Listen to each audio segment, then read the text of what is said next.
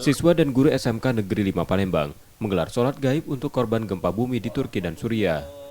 Hal ini merupakan kepedulian siswa dan guru pada korban. Gerakan ini sebagai penggugah jiwa sosial terutama siswa.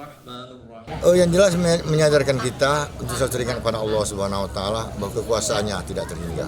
Hikmahnya kita lihat kebersamaan anak-anak, kemudian kompakan kita semua, dan tadi sudah kita berikan sedikit pejangan.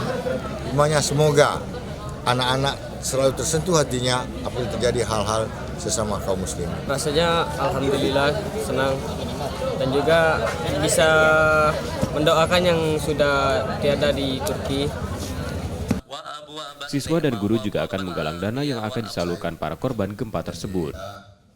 Nur Muhammad, Kompas TV, Palembang, Sumatera Selatan.